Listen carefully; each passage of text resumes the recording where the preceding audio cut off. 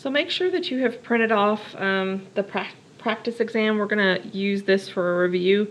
So I'm going to kind of quickly go through some of these kind of like I would in class.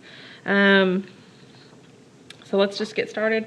So number 1, it says the number line correctly marks the position of 4/7. So let's say this was 4/7, and it's asking you to mark 1 2/7. So you would split this into 4 sections, right? So this would be 0, this would be 1/7, 2/7, 3/7. Try as much as you can to make those pieces of equal size. So this would be 5/7, 6/7, and then 7/7 is 1, right? So we're going to have to go past 1. So we're going to need 1, 2, 3, 4, 5, at least this far, right? So this is going to be, I'm going to try to squeeze it in, 1 1/7, 1 2/7, 1 3/7, 1 4/7, 1 5/7, 1 6/7. I wanted you to go all the way to 2. Remember how I said I wanted you to relate it to the whole? Okay, so notice now I'm at 1 2/7, right? So if you wanted to put a spot here, now we've really shown that that's 1 2/7. Okay, so the spacing is all because of where 4/7 was.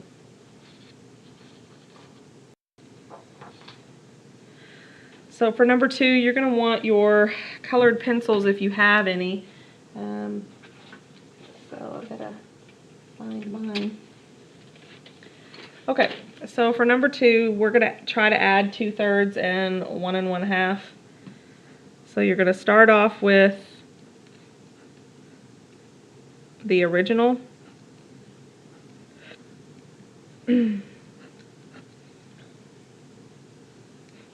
Notice I need 2 for this one because it's 1 1/2, right? It's more than 1.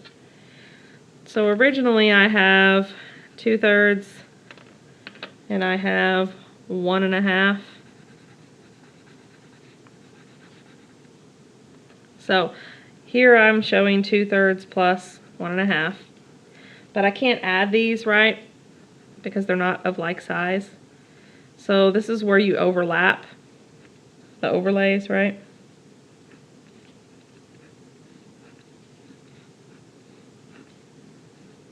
But notice I'm going to start off just like I did before, even with the same colors and all.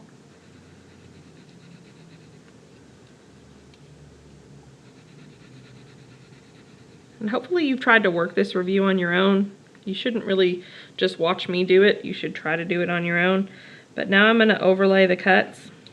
So now notice I have 4 6 plus 1 2 3 4 5 6 7 8 9 6. So in the end, I know I'm going to need at least 2, but I probably should leave room for 3 just in case. So I like to even use the same colors. So we've got 4 of these, and then we need to be able to color in 9. Notice we're not going to have enough. Almost. There's 8, right? So I just need 1 more. So you're going to need 1 more hole. Just like the number line, when I wanted you to go to the next hole, you would draw the complete next hole. So in the end, you get an answer of 2 holes and 1/6. Okay, so that's the kind of work I'm going to expect for that one. For number 3, is 5/6 closer to 3/4 or to 7/8? So I would probably start off with my 3 fractions. And notice we can't compare these right now again because the pieces aren't of equal size. Okay, so I need to get a common denominator. I need to find the LCD, the lowest common denominator. Notice 4, 6, and 8, the first number they all go into is 24. So I need to make all of the denominators 24 so that I'm comparing apples to apples. So notice I'm going to multiply each fraction by whatever it needs so that the denominator is 24. So here I'm going to get 18 24ths. Here I'm going to get 20 24ths. And here I'm going to get 21 24ths.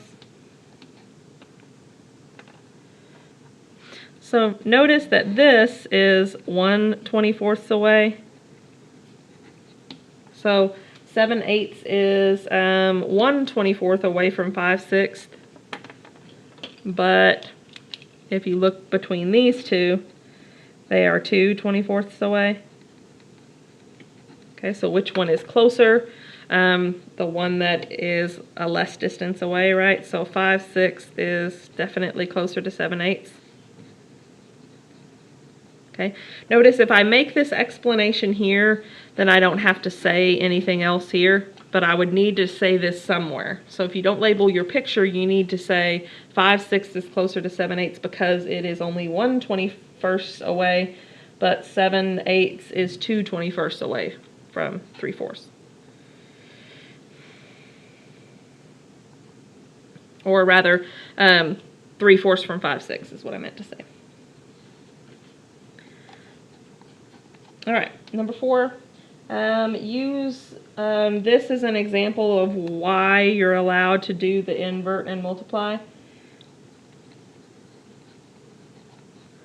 So, think of this as the how, right? The how is we flip the second fraction and we multiply. And we get 21 over 20. But that's not really what the problem asked for. The problem asked why that works, okay? Why we're allowed to do that trick. So here is what you're really supposed to be answering. So how can we change division into multiplication? That's really what you need to answer. So on this one, you're going to set up the division as kind of a fraction bar instead of the division symbol.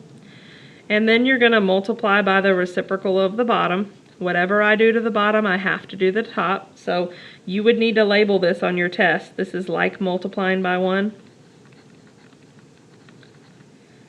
So we're allowed to multiply by anything on the top and the bottom as long as we do the same thing. And then notice if we multiply top times top, and then bottom times bottom, but notice what's special about the bottom is we're just going to get 1. So in the end, we end with 3/4 times 7/5. So to really lay it out there, I have now shown that 3/4 divided by 5/7 is equal to 3/4 times 7/5. Okay. Notice I started here and I ended here. I started with what I was given, I ended with what I was able to change it to. That's the key to showing really good work with the Y steps that I'll ask you on the test.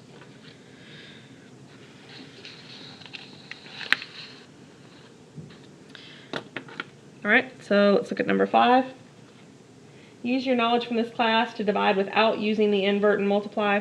In other words, we just used the invert and multiply and talked about why it works, but I'm asking you not to use that. In other words, find something else.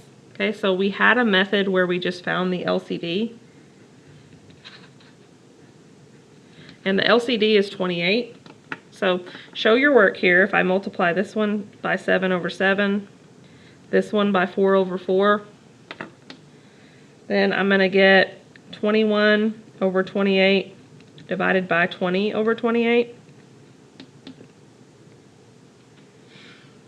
And then describe what you're doing, right? Then we just divide across.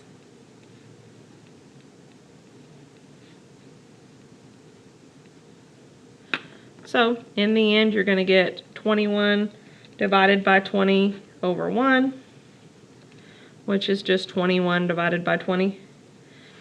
If you wanted to, you could list that as 1 and 1/20th, but honestly, I would probably take either one of these for number 5. If I don't say write it as a mixed fraction, then I don't care if you leave it improper as long as it is simplified. So I wouldn't want you, if you can reduce it, I want you to reduce it, but it's okay to leave a bigger number on top. All right, so for number 6, you're supposed to be showing how 2 times 3/5 is really just a repeated addition. Okay, so let's talk about what we can think about. This means I really just have 2 groups of 3/5. So notice the problem asks you to use the rectangular area approach. That just means show it with a picture. So all I need to show is 2 groups of 3/5, just like I said I was going to. So here's 3/5, and here's 3/5. So if I add them, notice I'm going to need a whole other unit, right? Because it's not going to be enough. So in the end, I have a total of 6.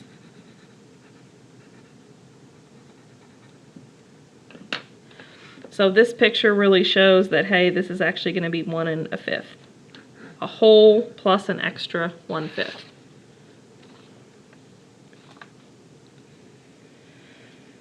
Okay, if you wanted to, I'm not going to show it here, but you could also use the line model approach. If you wanted to show 3/5 plus 3/5 using the line model, you could. I don't really think that that's going to be anyone's preferred method, so I'm not even going to spend time on it here. But just know you can also show it that way if you'd like to.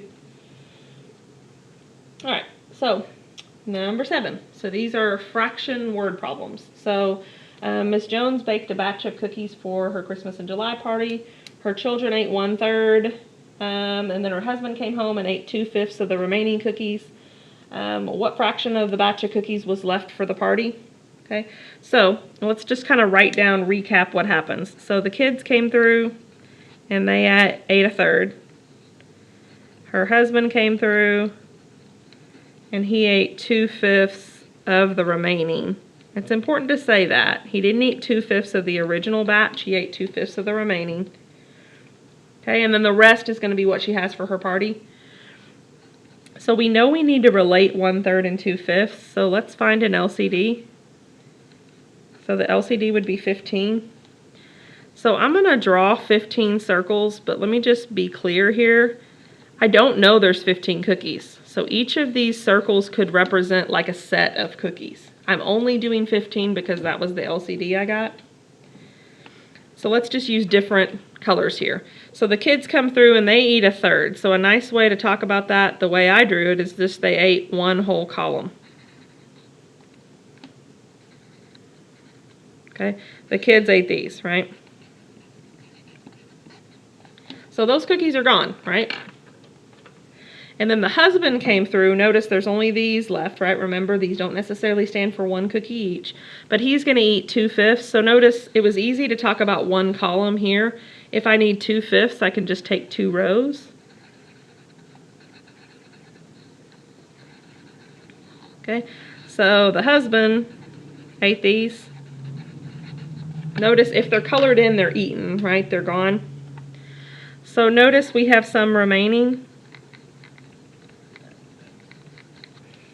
So I didn't ask you for the number of cookies, but I asked you for the fraction. So what is remaining is 6 out of 15. And then notice that can reduce, right? I can divide both of these by 3. So I get 2/5. So 2/5 of the cookies remain once we're finished. Okay, 2/5 of the original batch of cookies.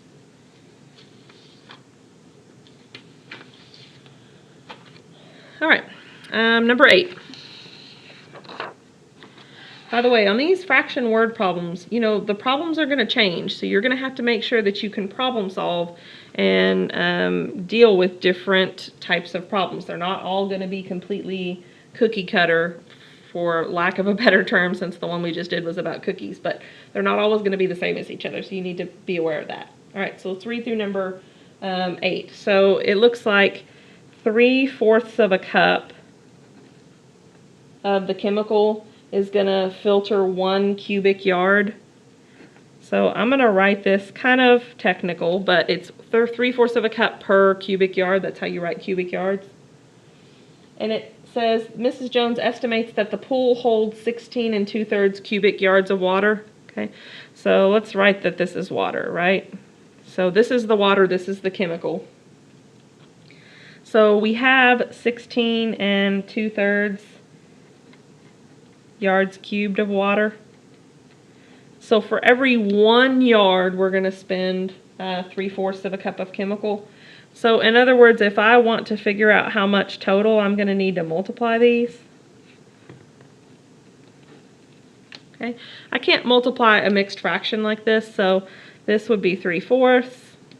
Okay, so you need to change this to an improper fraction, and then we'll just multiply across. So 3 times 16 is 48, plus 2 is 50.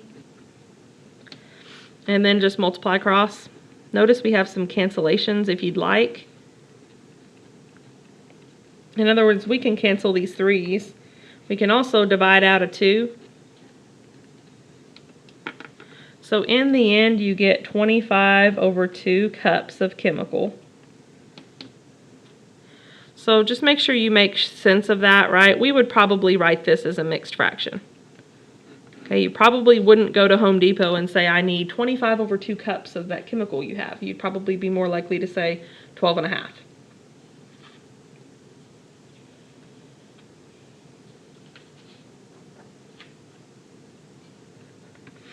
All right, so number 9, describe the process you would use to determine whether a fraction is equivalent to a terminating or non-terminating decimal. So we did this not long ago. Your steps are reduce the fraction. Once you've done that, you factor the denominator.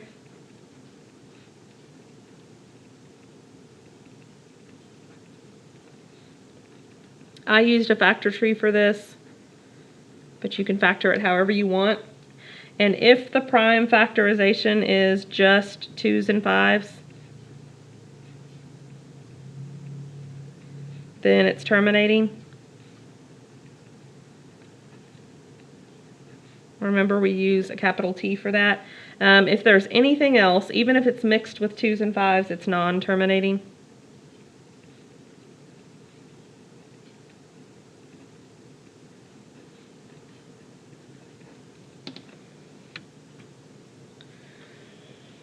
So let's practice this in number 10.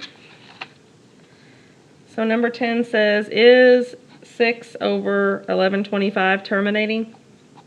So the first thing you need to do is make sure you reduce it. So this will reduce. If we divide both sides, or top and bottom, I mean, by 3, we'll get 2 over 375. So let's factor out 375. Notice if it ends in a 5, you know 5 goes into it, right? So 5, use a calculator if you must, 5 times 75. So I like to circle the prime factors. It lets me know I'm done with that part. 75 is 3 times 25. Notice we already have an issue there, right? So we're not supposed to have this, so no. So because this is not just 2's and 5's, then that means that 6 over 1125 is non-terminating.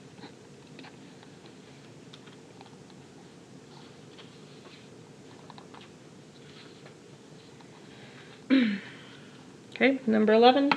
Convert 2.45 to a mixed number with a whole number in both the numerator and the denominator and show all your work.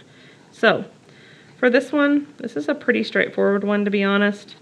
This is just asking you to understand place value. So because we want a mixed fraction, let's just leave that whole number there. So this is going to be 2 and 45 hundredths. Hundredths because we are in the second decimal place. And then if we reduce this, then we'll get 2 and 9/20. So that's all there is to that. So if I ask you to show work when you reduce the fraction, I actually want you to show whatever you're dividing by.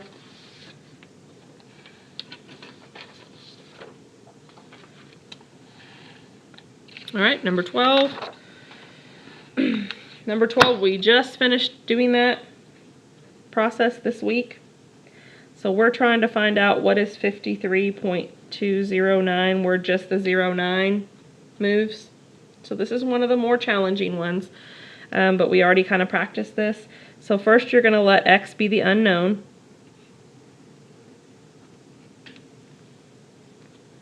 Okay, and then you're going to tell yourself, how many places do I need to move the decimal place? I want the 09 to be in front of the decimal place.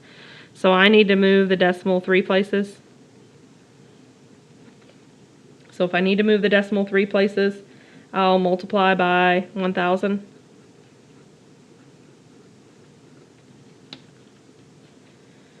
Okay, so if I multiply by 1,000, I'm going to get 1,000 times x equals 1,000 times what I started with, 53.209, where the 09 repeats. So I end up getting 1,000x equals 53,209, and then the 0.09 is still going to repeat.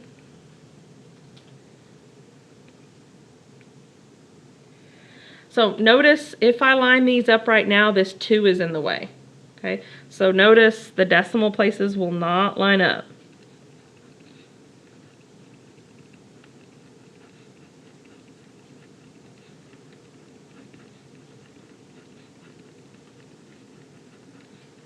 So I've got to do something to that original to make sure that they line up. Okay, so notice if I just moved it 1 and got that 2 out of the way, it would be perfect. So I'm going to do that very thing. So here's what I start with. I'm going to multiply by 10 on both sides for the sole purpose of getting the decimal places exactly where I want them. So now notice these two guys are perfectly matched. So those are the two we're going to combine. So 1,000x equals 5,209.090909. I want to see you dot it. I want to know that you understand that it goes on forever. And then this one would be 532.090909 ... So now we're going to subtract these. So here you get 990, x that is. Here you're going to get all this mess cancel. Okay, we're going to want a calculator for that clearly, but if you subtract those two, you're going to get 52,677. And then divide both sides by 990. So we end up getting something that can probably be reduced. So use a calculator if you must to try to figure out how it would reduce. But we would divide top and bottom by 9 because 9 goes into both. So it's going to give us 5,853 divided by 110. Now if you look back up at the original, you already know what the whole number component is. It is 53. So this is where, if you need to, you're going to do 5853 divided by 110. And you know this is 53. Okay, you can do all the work if you wanted to, but what you want to do is figure out what the remainder is, because that's going to tell you what the numerator is. So I'm not showing the steps for that because I think we did one like that. But in the end, if you will show this, you'll get a remainder of 23. So it's 53 and then 23 over 110. So pay attention to what your original whole number is. That'll help you out a lot when you're trying to figure out what the reduced form is.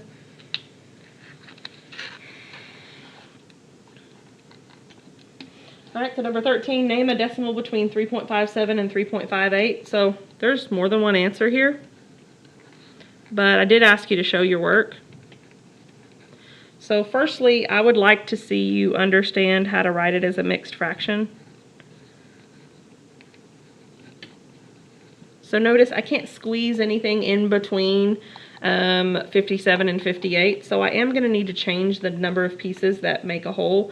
My suggestion to you is to multiply by 10. Everybody's go-to is always to double it, but actually if you'll multiply by 10, then you'll stay where you have values that are easily changed back into decimals. So this is going to be 3 and 570 over 1,000, and this is going to be 3 and 580 over 1,000.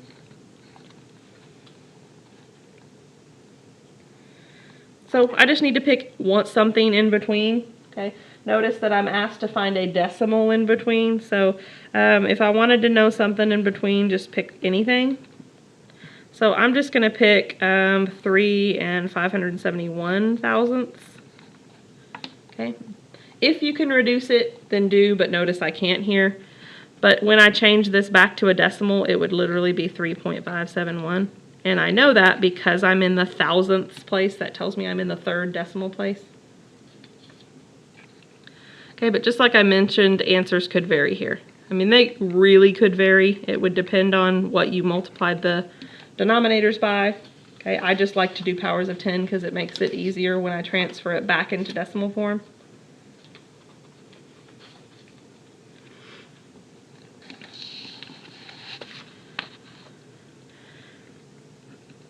All right, 14, which is larger, 1.29 or 1.4? I showed you a few strategies. Notice I really didn't specify which strategy to use here, but I did ask you to make sure you could explain it. So I'm going to choose one of the strategies, but you could use any of the ones that were in the video before. So 1.29 is equivalent to 1 and 29/100ths. And 1.4 is equal to 1 and 4/10. Notice this one's in hundredths because there's 2 decimal places. This one's in tenths because there's only 1. So we can't compare these right now. Okay, they're not equivalent denominators, so I'm going to multiply by 10 here. So here I get 1 and 40/100ths. Notice the only thing that's different between these two is these two numbers. The whole number is the same. Okay, so since 40 out of 100 is bigger than 29 out of 100, okay, because we can show that, then 1.4 is bigger. But if we didn't have a common denominator to compare the two, you would not have been able to say that with any certainty. So notice I used the common denominator method, but we had lots of others. We had line the decimal place up, we had put it on a number line, lots of things. So if you can explain those, any of those would work.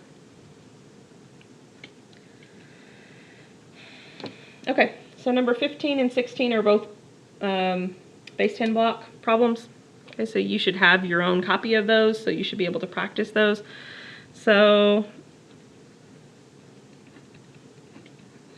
when you have 2 decimal places, normally you're going to let the flat be the 1, but you do need to specify what you're going to make the whole. Okay, I may change that up on the next one. But if it's the whole, then 4.93 would be 4 flats, 9 longs, and 3 units. 1.48 would be 1 flat, 4 longs, 8 units. So on the test, I really need to see your regrouping. I need to see that you understand how to do that. And in our number system, we regroup anytime we have any group of 10. So these 10 units are going to regroup.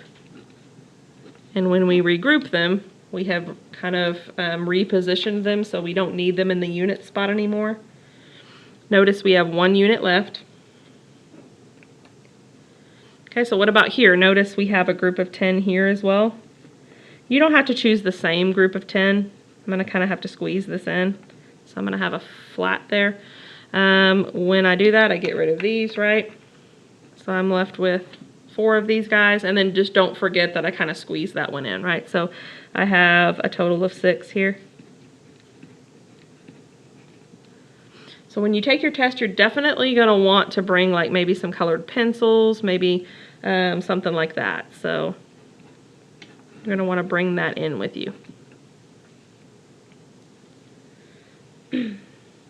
Okay, so in the end we get 6.41. All right, so for number 6, just to be different, I'm going to show you that you could, I don't know that you would want to, but you could make the cube your 1. So we're going to do that, and then maybe we'll talk about why that was a little bit more challenging. So if the cube is the 1, the most challenging part of using the cube as the 1 is that you have to draw the cubes, at least as far as I'm concerned. So you have 3 flats and 9 longs. Okay, notice I don't have any units because I don't have a third decimal place. Okay, then this one would be 1 cube 6 flats and 7 longs. So make sure you make the transition to subtraction. Okay, so I have 1, 2, 3, 4, 5, 6, 7 of these, and they're going to cancel out with 1, 2, 3, 4, 5, 6, 7 of those. And that's going to leave 2. Notice when I get here I have a problem though, right? I can't take 6 away from 3. So my solution is I need to regroup. Notice the regrouping here is a little unpleasant, right? I'm going to have to draw 10 of these guys. So maybe all the more reason why we should have just not used the cube when we don't have to, but I wanted to show you that you could if you wanted to. So I've got 1, 2, 3, 4, 5, 6 down below. So I need to change or cancel that out with 1, 2, 3, 4, 5, 6 above. So notice that leaves 7.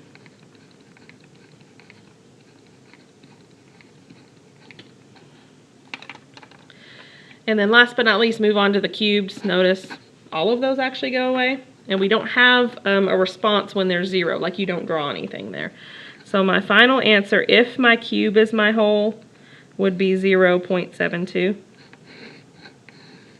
Okay, notice you can check these on your calculator, but you need to make sure that you know how to show the work, because I'm going to be looking for the regrouping on the test, not just that you could punch it in the calculator. I'm quite certain you can do that. And that's why they sell those TI calculators for so much, right? I already know the calculator can do it. I want to know you can do it.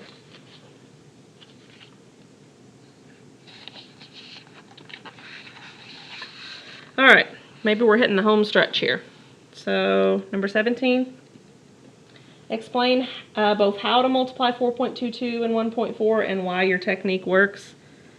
So we just finished this topic as well, just this week. Okay, so first let's talk about the how. So if I were to multiply this, I would, 4 times 2 is 8, 4 times 2 is 8 again, 4 times 4 is 16, and then I'd move the decimal place over, right? So put a 0 there. 1 times 2 is 2, 2 and 4. So when I add these, my answer is not 5,908. Okay. Then remember, I count how many decimal places are in the problem, and I include that many in my answer. So my answer is actually 5.908. Okay, so the how part looks the same for all of these. You're going to multiply as if whole numbers. And then number 2, you're going to count the total number of decimals and include that many in your answer.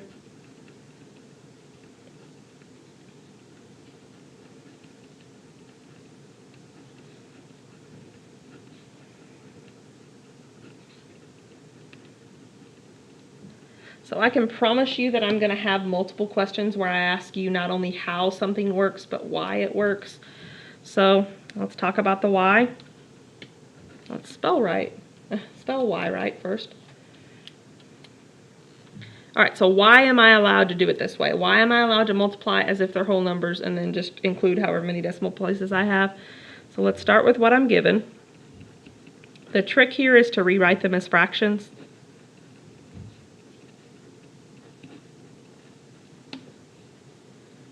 And then you're going to multiply across. Notice if you do that, you're going to get 422 times 14. I'm not going to actually work that out because that's not really what I want. I want to show that I'm multiplying them as if they're whole numbers. And notice now you just need to label this. This top will have me multiply as if they're whole numbers. and this bottom will show that I have 3 total decimal places.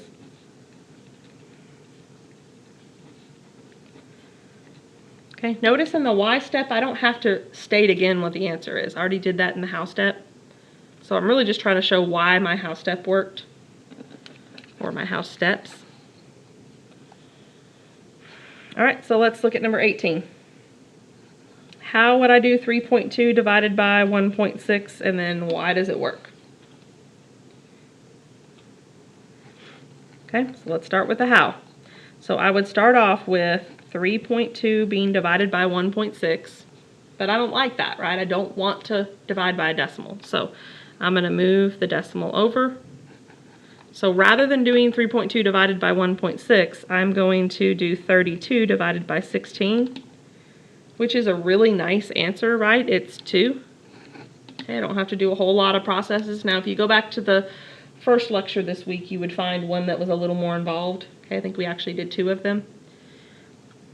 All right, so let's list our steps. So the first thing is you move the decimal place of the divisor.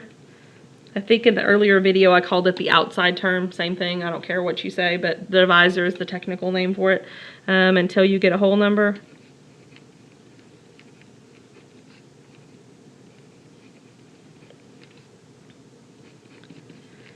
And do the same to the inside. Okay, by the way, the name for that is dividend. You don't have to know those words, okay, but those are the official words. Number 2 is you're going to divide as normal.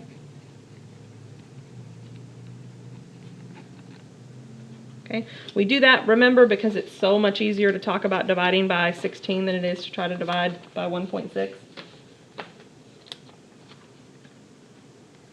Okay, so now let's talk about the why. So I need a way to show how I changed, or why I was allowed to change from this to this. That's what I want. So you start with what you were given. You start with 3.2 divided by 1.6, and you try to morph that or change that into this. That's your goal. So first let's rewrite it as a fraction.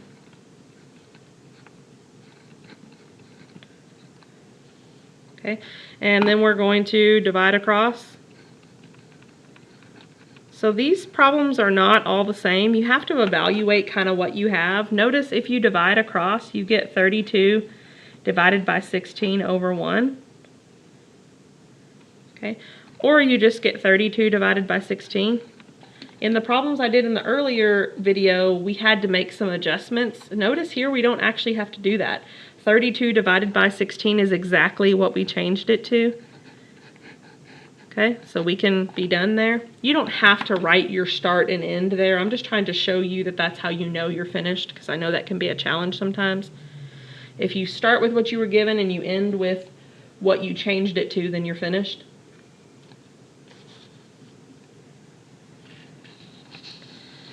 Okay, so 19, you just need to make sure that you see your homework assignments. Okay, see the kinds of problems that I asked you there. Okay, so I'm going to write this just so nobody says I didn't talk about it, but anything we've done, either in handouts or homework, is really up for grabs on this test, so keep that in mind. All right, so number 20, write the number in expanded form, both with and without exponents. So the number is 2,153.157.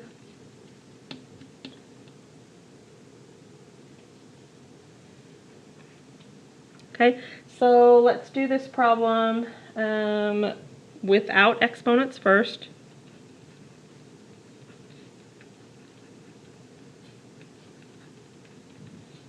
So just go place by place. The 2 is in the thousands place. The 1 is in the hundreds place. The 5 is in the tens place. The 3 is in the ones place.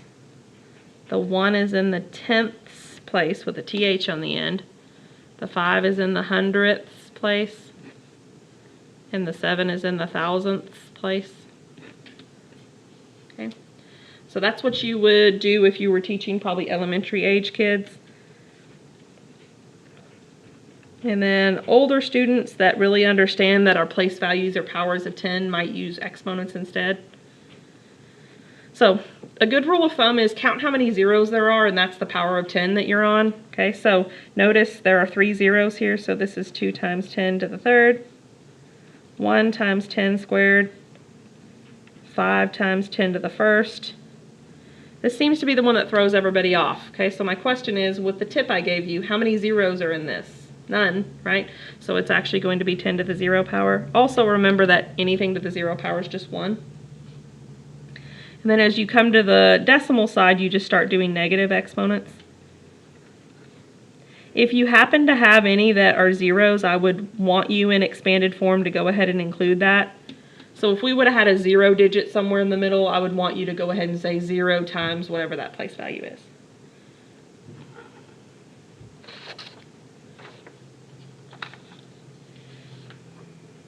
All right, so 21. I don't want you to just do this with the calculator. That's not the point of this problem. The point of this problem is to actually kind of expand out what you've got. Okay, so notice the highest power we have is 10 to the 7th. And so I'm going to make a space for all the powers of 10. I was kind of mean to you on this one because it's really lengthy, right? When you get to 10 to the 0, you change to negative exponents. So if you look at your list, the lowest negative exponent I have is 5. So you could enter this in on your calculator, but I want to see this work on the test. And now you just go through and you put the digits where they go. So a 5 goes in the 10 to the 4th spot. A 6 goes into the 10 to the -1 spot. A 4 in this spot. A 3 in that spot. A 2 in the 10 to the 1st spot. And then lastly an 8 here. Notice there's a lot of things that don't have numbers listed, so guess what goes in those spots? A whole lot of zeros. So in the end, clean the number up for me.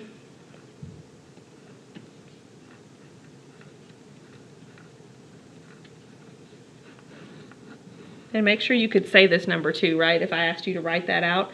So that would be 40,050,020, and then 60,308, and then hundred thousandths, right?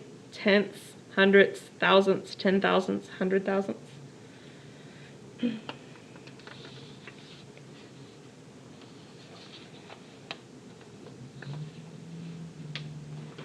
All right, and then the last one, 23, is just a restating of see your homework, basically.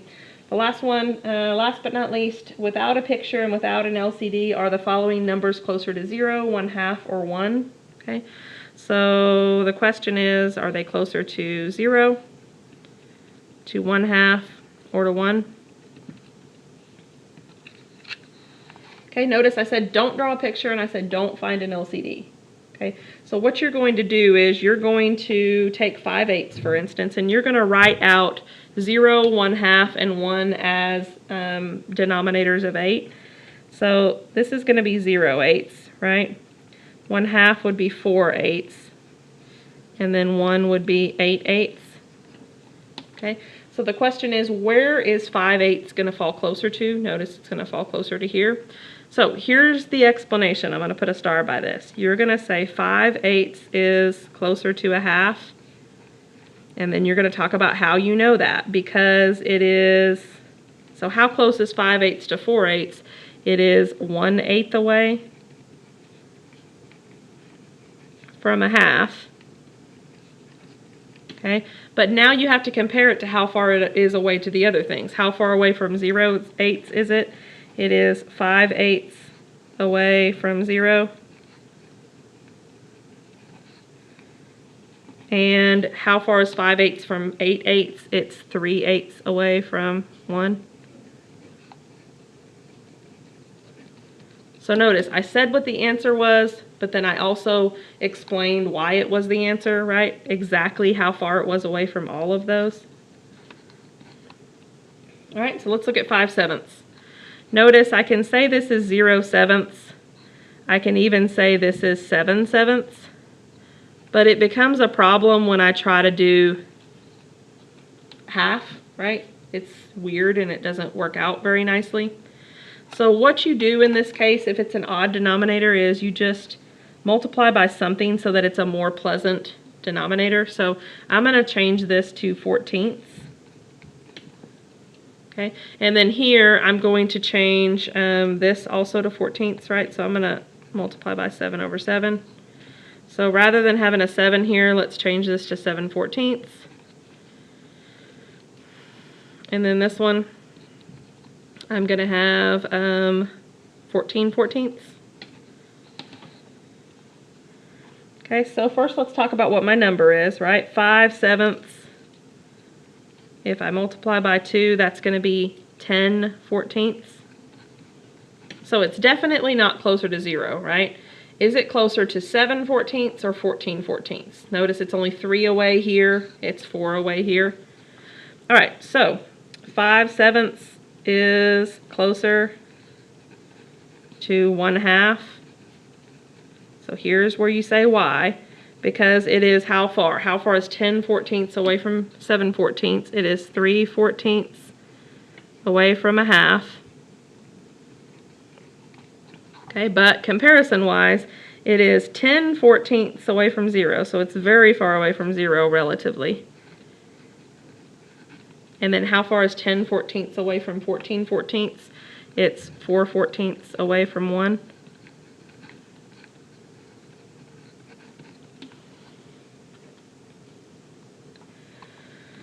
So, last but not least, we can breathe a sigh of relief. So 5 over 31, okay? So 5 over 31, if it's odd, you're going to want to make it even. So first I'm going to multiply by 2. So this is going to give me 10 over 31. Sorry, not over 31, right? I changed that to 62. So think about the options, right? 0 would be 0 over 62. 1/2 would be 31 out of 62. And then 1 is all the way at 62 over 62. So this is definitely closer to 0. Because it is 10 over 62 away from 0. But then we have to compare that to something to show that it's closer. So remember, half was 31 out of 62, so it's 21 out of 62 away from 1/2.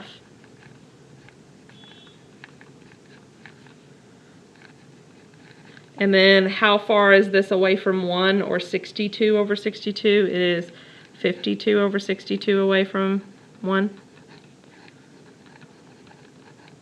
Okay, so if you compare something that is 10 over 62 versus 21 or 52 over 62, the 10 is the closest one.